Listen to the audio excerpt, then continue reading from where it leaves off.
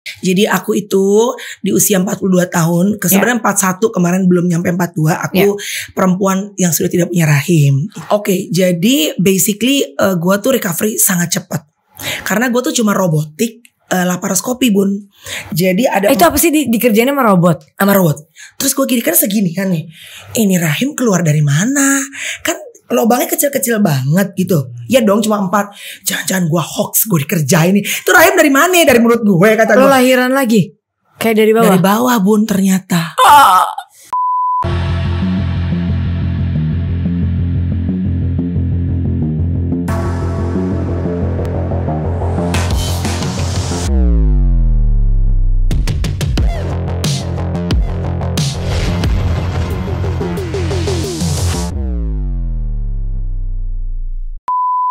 Hai guys, welcome back to Ngobrol Asik. Hari ini aku kedatangan tamu yang dari tadi mau mulai podcast saya dari banget.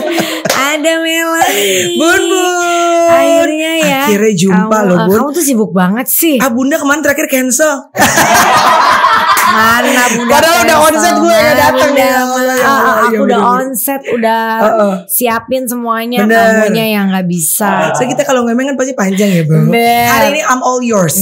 Bunga, tamu gue yang lain udah gue reschedule buat Bunda Asik. Iya, gue nyantar ada podcast lagi. Banyak ya Bunda ya? Enggak, bukan, karena aku mau umroh. Oh jadi banking dulu.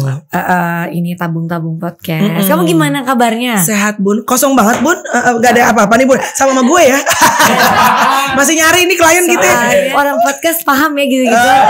Gue gak pernah kepikiran loh sama itu loh. Ini hebat loh dia loh. Anyway, yang penting seru, yang penting bisa menginspirasi ya Bun. Betul. Enggak, tapi kan aku sempat dengar kabar kamu tuh sakit. Dan waktu itu soal jaraknya kita beberapa hari doang di rumah sakit yang sama. Betul.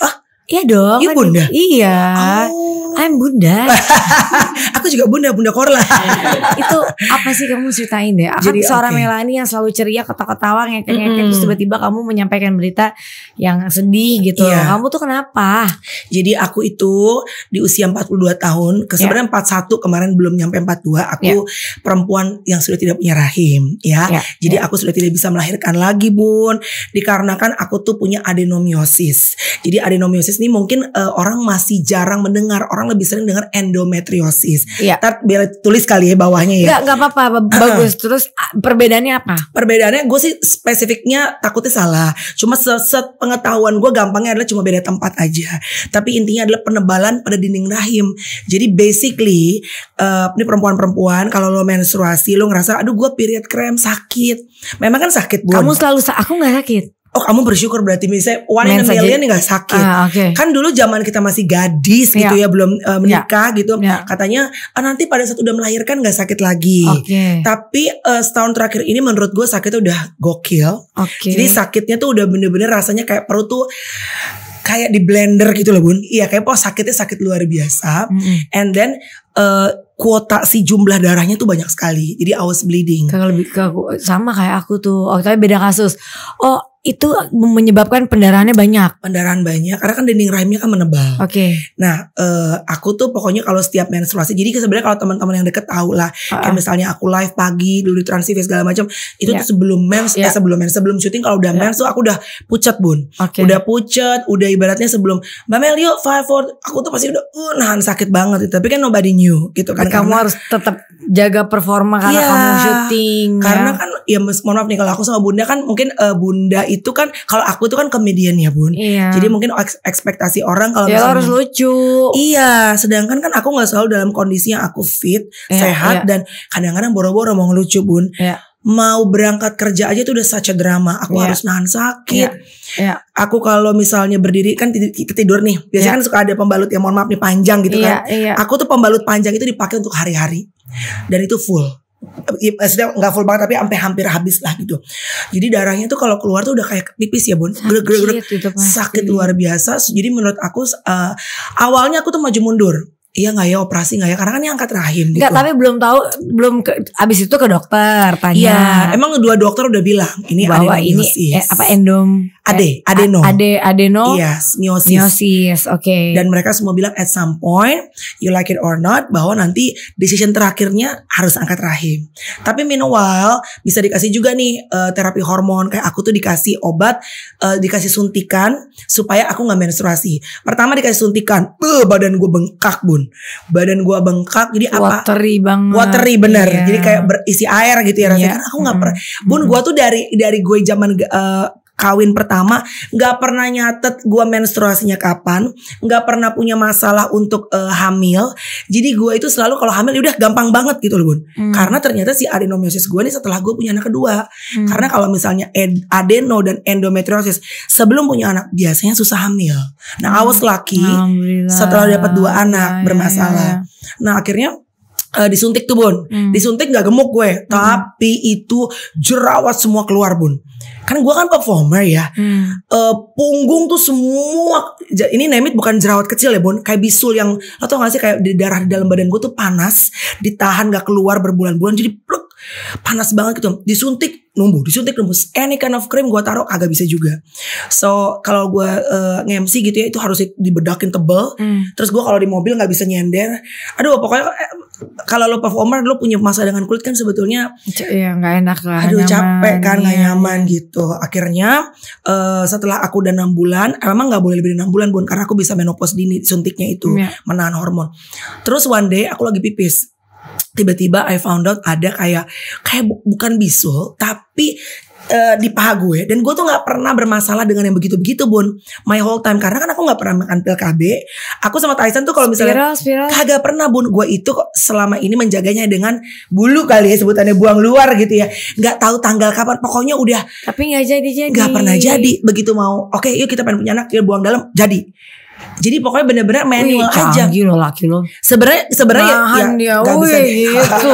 Itu berat. Ada yang gak mawar ya nih. Kalau itu galak, gak bisa badan gue. Jangan atur, gue udah gak mampu lagi beranak pinak kata gue gitu kan. Tapi akhirnya bun, waktu pada saat suntik itu udah bulan keberapa, jadi kayak bentuknya kayak bisul tapi kayak panas. Jadi kayak dari badan gue tuh semua yang selama ini dipendem, gak menstruasi, itu kayaknya akhirnya keluar. Terus gue gini, wah nih gila nih gue kenapa nih. Akhirnya gue pikir udahlah, maju mundur. Terus udah mulai mens lagi, banyak lagi juga kan, mengganggu banget gitu. Ya udahlah, kayaknya doa dulu, berpikir, karena kan itu bukan small decision. Harus ngobrol sama suami juga. Iya, ngobrol sama suami gitu. Akhirnya I did that gitu. Karena memutuskan juga udah anak cukup 2 aja gitu. 1 anak cukup, 2 gue takut khawatir menuju ke area yang lebih parah. Betul, karena I know there is something wrong in my body. Terus gue ngapain? Gue tahan-tahanin, gue jaga-jaga. Padahal ini sebetulnya gak beres gitu. Terus gimana selama proses kemarin? Oke, jadi basically gue tuh recovery sangat cepat. Karena gue tuh cuma robotik, laparoskopi bun. Jadi ada itu apa sih dikerjain sama robot? Sama robot. Aduh kok takut sih. Dokter Ivan tuh ngerjain dari rumah sakit Bunda kena dokter Ivan. Dia juga gue kemarin. Robot Ivan semuanya di dokter Ivan. Terus dia gitu 4 lobang di perut aku, dan itu yang masuk tangannya si robot. Robotnya ini gede banget bun, bener-bener kayak robot gitu. Terus gede apanya? Badannya dong bun. Terus tangannya itu seperti modelnya, lo pernah lihat robot ini gak sih Bo? Robot-robot yang kayak pisau-pisau kecil makin lancip-lancip itu. Nah dia masuk tuh, dia yang memotong, dan itu jauh lebih precise katanya ya, according to what I heard from the medical. Karena kalau manusia kan motong kan kadang-kadang mata apa kan kurang jeli gitu ya. Kalau ini robotnya, kan ini alat. Iya, tapi robotnya justru lebih precise. Robot ini kalau kabarnya bisa memotong tipis banget and very precise, very sharp, setipis kulit anggur. Kulit anggur kan tipis banget tuh, bisa motong kayak gitu. Nah jadi pada saat gue masuk ruang operasi, I met this robot gitu kan. Terus gue, nih robot, gue ajak ngomong bun, aku kan takut ya bun. Terus aku bilang robot bilang apa nih? Gue tuh berusaha ngelucu-ngelucu, mas, tangan gue udah dingin, tekong loh, orang subuh-subuh gue mau dioperasi kan. Dibius kan? Dibius bun, tapi kan tetap aja ya, you know many things. Sampai gue kepikiran gini, apa gue nulis dulu ya, apa pesan gue udah macem-macem gitu loh. Terus dari gitu gue bilang, bot, lu ntar kan yang akan masuk ke perut gue, lu yang akan ngeblack-blackin nih ya organ-organ yang gak baik di badan gue, dan lu yang akan mengangkat rahim gue, kata gue gitu. Please do the best ya, kata gue. Besides gue ngomong juga sama dokter Ivan, dokter Ivan udah tahu banget lah gitu. Terus please do the best, jangan sampai ada hal-hal hal yang wrong things happen gitu. Terus gue doain robotnya, gue kelar doain robotnya, gue lie down, baru buka celokan ada celana ya nih. Jangan robotnya takut didoain dan hilang udah. Gue itu pas bangun agak menggigil sih Bun. Kamu berapa jam soalnya? 2 hours tapi sama observasinya 3 jam. Itu lama. Lumayan kan susah kan. Terus udah gitu Bun, ini menarik nih. Jadi pas udah kan gue liat nih 4 lubang ini. Terus gue gini, Dokter Ivan, mana itu gue rahim gue? Penasaran dong gue mau liat rahim gue. Ditunjukin sama si dokter. Ya Allah lu mau liat gak Bo rahim? Gila ya. Ternyata rahim tuh bentuknya kayak bakso apalah merah-merah gitu kan, ada putih-putih gitu. Terus gue gini kan segini kan nih. Ini rahim keluar dari mana?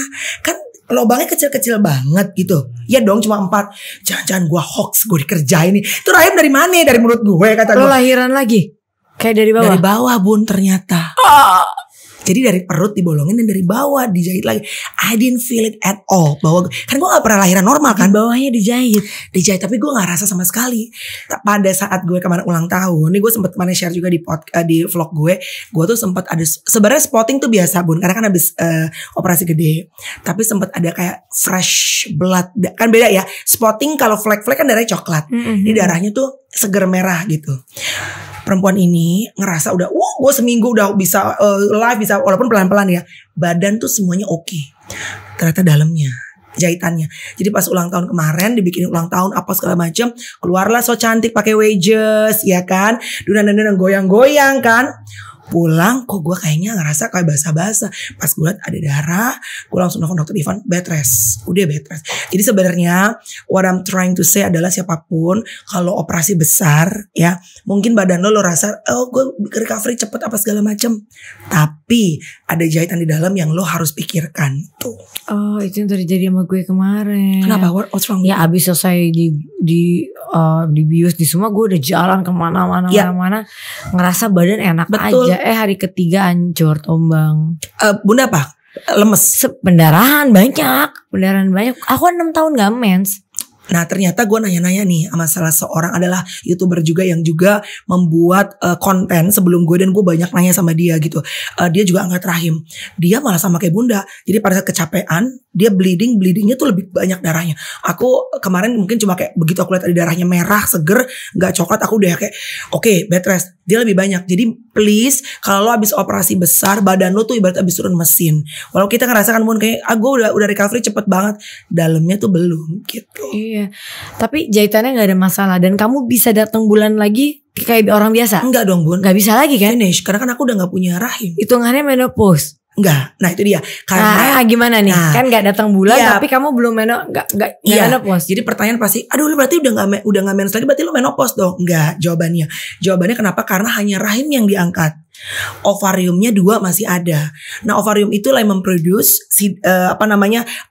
rasa appetite ingin melakukan hubungan, ya kan, membasahi bagian itu masih bisa. Oh jadi masih ada rasa ya Mel? Masih dong. Ya Allah. Apa udah nggak jadi frigid kan? Enggak dong Bun. Enggak ada kalau lagi kesel aja. Tapi semua masih ada karena kan ovarium masih ada. Oh itu ovarium tuh yang buat kita masih punya perasaan begitu ya. Betul. Kalau mohon maaf ya, orang kalau kanker rahim biasanya yang aku tahu, yang aku dengar kemarin temenku. Jadi abis gara-gara gue bikin vlog itu banyak banget yang reach out ke gue Bun. Ternyata banyak sekali perempuan seperti kita yang punya masalah di bagian ya kewanitaan gitu kan. Tapi karena gak banyak yang speak up gitu. Dan mungkin gak tahu. Betul. Banyak banget yang reach out dari public figure sampai ya maksudnya orang dari DM apa segala macam. Dan aku jadi seneng karena aku bisa ngebantuin bukan berarti ngebantuin ini ya, nge-share. Tapi kita nge-share perjalanannya. Kan banyak orang, sebetulnya aku udah dibilangin Kak lama banget harus angkat rahim, gue takut. No, you do it. Kalau udah punya anak, beda kalau belum punya anak ya Bun. Kalau udah punya anak, lo ngerasa cukup, do it. Gue bilang gitu. It wasn't as scary as you thought kok gitu. Oops. Apa kata suami begitu kamu mau ngambil keputusan untuk aku mau angkat rahim? Oh it's okay, he's supporting me. Karena dia mah nurut aja, malu takut karena, ya? Enggak, bukan takut. Karena gini, kalau gue itu dalam pernikahan gue selalu dari awal pun bilang sama Tyson, dari berapa orang anak kita putuskan pun, aku selalu bilang bahwa kita berembuk, tapi at the end it's my decision, cause it's my body. Jadi badan dalam hal apapun, anything yang berhubungan dengan ini ya, berhubungan dengan melahirkan, berhubungan dengan misalnya dalam hal apapun kita ngobrol tapi decision enggak lah, enggak. enggak. Tapi kalau ini kan badanku. Iya, kamu yang tahu. Iya gitu. Aku gak mau misalnya dia misalnya gitu pengen punya anak 3 atau 4. Tapi kalau aku ngerasa sebagai perempuan akunya gak sanggup gitu, ya aku pasti bilang enggak gitu. Balik ke your marriage life yang kamu bilang tadi, karena sesimpel itu dan sebaik itu orangnya dia. Gimana kabar pernikahan kalian sekarang? We're good, baik-baik. Ya dalam arti gini ya, kalau misalnya pernikahan ditanya, oh baik banget and very smooth, I don't think so. Karena kan kamu dulu pernah ada berita bahwa up and downs banget kan. It's always ups and downs. Itu gimana? Ya sebenarnya kita semua. It's always ups and downs. Cuma ada yang diperlihatkan dan ada yang ditutupi. Which is gak apa-apa juga. Aku tuh sebenarnya gak pernah mau cerita dan mungkin kalau dicek juga aku gak pernah detail cerita why ya. Dan gak pernah mau one of us saling menjelekkan. Karena biar bagaimanapun juga, ini my personal opinion ya Bun, kalau ada orang sampai berpisah atau ribut dalam rumah tangga, gak akan pernah satu orang yang salah. It always takes two to tango. Kecuali ada orang lain dong. Yes. Tapi ada orang lain pun it's not an excuse untuk punya orang lain. Tapi kalau lo drilling masalah di dalamnya, there must be something di dalam rumah tangga yang gak kuat. Gak bisa juga. Gak juga. Kalau ada kalau kita memang doyan aja. Orang rumah tangganya udah sebagus. Kalau emang udah habit sih beda ya. Sebagus itu terus tapi habit. Tapi kalau misalnya gue ngelihat misalnya dari sharing podcast deh gitu kan, banyak yang kita dengerin kan Bun, cerita-cerita dari orang lain yang kita jadi belajar gitu. Ada yang akhirnya punya orang lain karena mungkin di dalamnya sudah tidak kuat. Ada yang emang kuat, everything happy, tapi emang gatel aja ya Nek. Jadi habit aja. Emang pengen yang berbeda. Yes. Dan ternyata setelah punya podcast, gue tuh menyadari bahwa emang Tuhan tuh menciptakan manusia berbeda-beda, bener gak? Pola pikir apa yang kalau zaman dulu tuh aku mikir ini, orang boleh kepala sama hitam, isi otak orang bisa beda-beda. Itu bener banget. Satu rahim aja beda. Very true. Iya sih kan? gitu. Tapi ini kita ada artikel loh tentang Melanie. Artikel apa lagi sih? Artikel yang serem ya, yang nyebelin pokoknya Oh my god. Asik segitu ya. Tanpa harmonis, Melanie Ricardo ternyata sempat ingin cerai dengan Tyson. Ini kan proses hidup tuh semua pasti ngalamin. Iyalah. Tapi yang kalau kamu ini karena apa? Aku tuh sama Tyson sebenarnya masa gini, orang tuh bilang kalau misalnya bercerai itu karena orang ketiga. Terus biasanya netizen suka sotoy nih, kalau nggak orang ketiga, kalau nggak keuangan gitu. Atau kamu ditinggal jauh, pergi lama waktu itu? Enggak, itu justru ditinggal jauh karena kan kita memilih lagi cooling down, healing. Nah sebenarnya menurut aku ya, nggak cuma dua masalah itu sih Bun, nggak hanya orang ketiga dan nggak hanya masalah uang netizen, karakter, anak, how the way we do parenting to the kids, banyak hal sayang. Saat kita udah menikah tuh lebih dari cuma sekedar orang ketiga atau masalah duit track alias duit gitu. Ya, tapi apa sih Mal gini, buat sharing juga ke orang-orang bahwa kan kadang-kadang gak cocok cerai. Di kamu sendiri sempat ingin bercerai, tapi kamu akhirnya menyelamatkan rumah tangga kamu. Apa sih yang kalian lakukan di saat masalahnya apa dan bagaimana solusinya supaya kalian tetap ayo kita bertahan lagi. Ada kan orang yang gak mau bertahan, gue gak cocok, gue gak bisa. Ini apa? Again aku tidak gini ya, aku tidak pernah ngejudge kalau orang ada misalnya datang ke podcastku and then they finally decided untuk berpisah. Aku pasti menyayangkan, it's very unfortunate kalau mereka sampai berpisah. Tapi again gak bisa judge, kenapa Bun? Karena aku merasakan bahwa setiap pernikahan itu berbeda-beda. Dan aku tidak menggunakan sepatu mereka. Aku hanya bisa kadang-kadang kita kasih advice, iya begini, kasih pandangan. Tapi yang melakukan adalah mereka berdua gitu.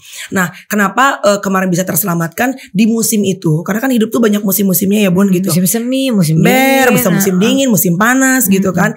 Aku musim kejang-kejang ada juga. Aku percaya bahwa setiap musim tuh berbeda-beda gitu. Jadi dalam musim kemarin itu kita melewatinya adalah terselamatkan karena kita banyak berpikir. Terus kita juga akhirnya ngobrol sama si konsultan pernikahan gitu, which is one of the pastors in church gitu. Ya banyak hal sih yang sebenarnya difikirkan tentunya sebelum akhirnya kan kita comes to the decision. Dan aku rasa semua suami istri juga kan gak semata-mata kawin dan oh ya gue mau divorce, pasti kan itu yang normal ya Bun. Ada juga sih yang kawin dan cerai. Tapi kalau yang normal suami istri pasti kalaupun mereka sampai ke situ, it's a long way of thinking gitu. Tapi sampai detik ini menyesal nggak memilih untuk bertahan? Enggak lah, nggak menyesal, tapi gini, tapi tetap ada pelajaran yang harus diambil, ya kan, dalam ya tadi aku bilang dalam setiap musimnya tuh aku belajar sesuatu, and hopefully juga my husband belajar sesuatu, karena kan aku nggak bisa kontrol orang lain di luar aku, I can only control myself gitu. Aku harus belajar sesuatu, apa nih misalnya harus dilakuin gitu. And actually dari podcast tuh aku bisa belajar banyak hal dari pengalaman orang. Itu yang bikin aku seneng podcast dan seneng menyimak omongan orang, karena banyak ilmu buat aku banget. Even dari orang yang menurut kacamata banyak manusia mereka fail dalam rumah tangga, kayak kemarin aku itu lebih enak lagi untuk jadi ilmu buat aku. Kemarin tuh aku jangan dibilang ntar belum keluar. Waktu sama salah seorang cowok, dia single parent juga sekarang 7 tahun sendirian. Gue belajar tuh maksudnya gimana setelah lo runtuh pernikahannya, and then what did you do gitu untuk bisa, karena anaknya kan sama dia gitu. Ya terus dia bilang, gue udah gagal dalam pernikahan gue, tapi gue berjanji saat gue berpisah, berjanji kepada diri gue dan anak gue akan kasih yang terbaik, all that I can for my daughter. Dia bilang gitu. Ya akhirnya gue melihat bahwa aku tahu dong orangnya siapa nih. Jangan sebut dong. But that's sweet ya. Iya kan, gitu loh. Jadi kayak dia arahkan. Iya, instead of dia jadinya gue hancur nih apa segala macam, ya udah apa yang gue punya sekarang gue lakuin the best that I can gitu. Tapi kamu bersyukur gak sih, Mel, kamu punya 2 anak perempuan laki-laki yang amazing. Apa kalau tentang mereka tuh apa yang kamu bisa ceritakan? My kids, they are my life, Bun. They are my life. Semua ibu gitu ya. Iyalah, benar. I think all the mom like that ya. Kalau ada mom yang gak gitu sih, I don't know ya. Tapi I don't want to judge. Cuma agak aneh sih menurut gue. Gue dan lo, I'm sure kita sama. I would rather starving, gak makan. Yang penting anak gue got the best. Pokoknya gue gak mau mengorbankan kebahagiaan anak-anak gue demi hal yang gak penting. Exactly. Maka itu juga salah satunya, aku juga sekarang tuh sebenarnya lebih banyak begitu keluar aku kerja, doing things productive. Of course sekali 2 kali bisa main. Tapi kalau Bunda lihat, aku sebenarnya jarang yang hangout ke sana ke sini.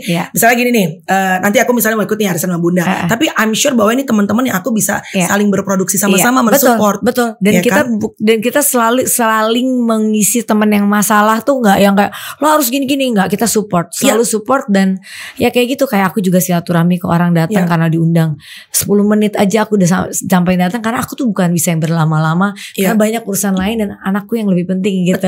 Tapi aku juga tetap harus bersocialize kan. Penting dong. Apalagi kayak kita sekarang punya podcast, kita ngundang orang, ya gak sih Bun? Kalau dia ada launching apa, kita datang sebisa mungkin. Kalau dia ngirim produk sebisa mungkin, kita bikin yang bagus. Benar. Itu kan saling support. Ada ini lagi nggak apa? Fiti keluar loh, Fiti. Nggak tahu deh Fiti atau nggak ada ini. Iya ini. Ini Aim ngaku cuma bayar 90.000 Bun. Gue bilang di TV 90.000. 90.000 apakah US dollar? Kagak, 90.000 rupiah, dan itu juga sama Dokter Ivan gak ditagih lah, gila. Endorse. Enggak, jadi aku pakai asuransi untuk yang asuransi yang bayar. Of course, makanya aku bilang ini kan salah satu aku itu share. Pentingnya asuransi. Dan memang ada diperbantukan, aku di upgrade sama rumah sakit Bunda kemarin. Tapi yang paling utama asuransiku. Iya. Oh, jadi tadi kan lagi kepotong, jadi cerita tentang anak-anak, perkembangan anak-anak gimana? Chloe udah 11 tahun, Courage-nya udah 7 tahun ya. Terus ya udah, kalau Chloe udah kayak, kan kamu kayak goyang-goyang TikTok gitu sama dia. Apa? Kalau Chloe dulu aku sering bikin ini kan Bun, konten-konten lucu orang Medan. Dan kok dia bisa kayak gitu ya? Dia gak bule loh, muka doang bule. Batak ya. Muka bule, ini Batak banget. Tapi ini dia Bun, sekarang Chloe memasuki musim baru dalam hidup dia, dimana dia kalau dilihat sekarang di Instagram aku udah jarang, nge-YouTube juga udah enggak. Dia udah mulai teenage. Karena dia satu, kalau aku mau posting juga dia kurang suka diposting. Dan yang kedua, dia memasuki, kan kalau kemarin sekolahnya online, sekarang dia masuk ke sekolah, bener-bener sekolah yang sekolah actual school, international school. Kalau kemarin kan sekolahnya gimana sih sekolah? Kalau kemarin kan cuma seminggu 3 kali Bun, jadi homeschooling lah gitu. Karena kan aku pikir gue pengen ngarahin Chloe jadi model atau apa segala macam. Terus tapi ternyata ini personal opinion gue ya, yang gue rasain kemarin, anak gue tuh sekolah mah oke-oke aja kan, 1 hari cuma sejam Bun sekolahnya. Tapi aku ngerasa 1 hari 1 jam gimana? Sehari sejam. seminggu cuma 3 kali. Homeschooling. Nah terus aku ngerasa kayaknya too much time untuk yang dia gak fokus dalam sekolah. Terus aku akhirnya kenapa balikin dia ke sekolah biasa gitu, ketemu orang-orang. Karena aku ngerasa pada akhirnya dia banyak sendiri kan Bun. Nanti gue takut pada saat dia udah besar, oke, dia misalnya lulus nih, graduated di atas kertas, tapi kemampuan untuk bergesekan, ketemu orang itu nggak bisa dilakukan, nggak terlatih. So aku pikir, wah ini nggak bisa deh, gue balikin dia ke sekolah. Tapi dia happy. She's very happy. She's very happy now. Makanya aku berusaha untuk. Makanya jadi waktu sama kamu jadi semakin sedikit. Iya. Masuk jam 7. Tapi dia capek lah pulang. Capek, bener. Kalau casting juga kadang-kadang apa dulu castingnya Mi, ini aku capek gitu. Kalau yang laki kemana arahnya? Kalau yang laki udah model, sekarang udah mulai foto-foto. Masa? Kan awalnya kan Chloe duluan tuh. Semua ke seni sama ibunya ditarik. Dua-duanya sebenarnya kan cari duit dua-duanya nih kayak mama ini. Ember. Sebenarnya kan dua-duanya kan kalau blasteran tuh biasanya mereka memang ada kayak ada agensi memang mintanya blasteran semua gitu. Jadi anak dan anakku yang cowok tuh emang kayak seneng kalau model foto-foto gitu. Cuma agen tetap sekolah mah harus lah gitu. Karena kan it's not forever kan Bun gitu. Impian kamu buat mereka berdua apa sih? Anything as long as they're happy and gak ada pengen kayak kan tadi bilang Chloe harus jadi model. Not really. Dia gak pengen jadi model malah dia pengen jadi atlet. Dia pengen jadi perenang. Anak gue itu gak pengen jadi model, gak pengen. Sebenarnya aktris dia tuh bisa main film sih kalau menurut gue. Orang dia bisa acting iya kan gitu. Cuma ya sekarang again anak-anak kan beda ya Bun sama zaman kita dulu ya. Cuma ya itu aku selalu pesannya adalah apapun misalnya ntar dia pengenin, mereka tuh harus punya ketahanan Bun. Karena sometimes I feel recently tuh anak-anak tuh sekarang tidak sekuat anak-anak dulu. Tapi bukan salah mereka loh. Kenapa? Karena everything comes so instant. Enggak, tergantung dari pendidikan rumah dan sekolah. That's true, tapi sekarang gini, sesimpel gini. Lu dulu tuh misalnya untuk mau nonton video aja, lu harus pergi ke tempat penyewaan, lu pasang dulu, lu nunggu dulu. Sekarang kan enggak, wifi lama buffing aja lu udah ngomel-ngomel. Jadi things around us tuh membuat kita sebetulnya jadi orang yang gak sabaran gitu. Kalau dulu kan zaman kita kan beda dong Bun gitu. Nah aku tuh ngerasanya anak-anak sekarang bilang aduh hidup tuh keras. Hidup tuh gak keras, lu nya kelembekan. Jadi aku tuh pengen anak-anak ya kan anak-anak harus tough gitu ya. Right, kita kan gak selama-lamanya jadi artis. Lu gak selama-lamanya naik Alphard. Kalau lo dari angkot lo naik Alphard, mami gak usah ajarin lu. Tapi nanti kalau one day minta yang baik, kalau ya maksudnya ini kita berharap anak-anak kan terus akan mendapatkan hal yang baik. Lu dari Alphard and then you turun, lu gak punya mental untuk itu, you gonna be depressed gitu loh. Dan satu hal lagi yang gue selalu bilang ke anak-anak adalah enjoying what you have, be grateful what you have. Karena gue melihat banyak sekali teman-teman, bukan teman dekat gue, tapi people around me gitu yang ngerasa bahwa gue harus seperti dia. Not everybody have to be Raffi Ahmad kok, and it's okay. Karena nggak kayak orang bilang. Itulah manusia kalau punya sifat kan? iri, kayak orang lain lebih apa artinya akhirnya jadinya pengen jadi kayak dia. Iya. Kalau nggak iri ya rendah diri Bun. Kenapa dia bisa ya? Kenapa gua enggak? Kenapa enggak? Enggak berarti Raffi jadi sultan and then lu harus jadi sultan. Enggak juga. Gue gak punya perasaan kayak gitu loh. Ya that's good. Karena mungkin ya lu maksudnya mungkin. Gue ngeliat dia hebat, sukses apa. Wih senang, hebat aja. Ini Raffi cuma ini bukan berarti Raffi ya. Raffi, ini hanya maksudnya di antara semua teman-teman public figure dia kan juga paling sukses. Ya atau ini hanya penggambaran example. Atau misalnya di sekolah kayak temen lo ngerasa kok dia juara 1 terus ya. Kok gue udah usaha tapi gue kok dia bisa kemana ya. Kok dia bisa pakai di motor mobilnya ini ya gitu kan. Gitu. Makanya gue masukin anak gue sekolah yang terbaik udah. Iya gitu. Gak ada yang kayak gitu-gitu jadinya. Nah ya kan harus dibekalin yang kayak gitu-gitu kan gitu. Terakhir Mel. Yes. Hayalan lu untuk lu dan keluarga dan anak-anak apa sih yang belum kesampaian? Very simple.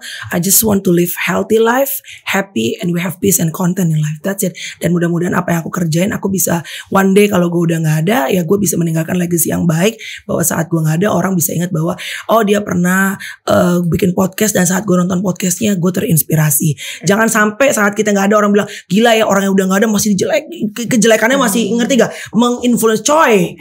Apa kalau bahasa Islam? Nauzubillah min zalik ya. Jangan sampai. Maksudnya kita kan, aku selalu berdoa Tuhan berikan umur panjang supaya aku tuh bisa menemani anak-anak Bun.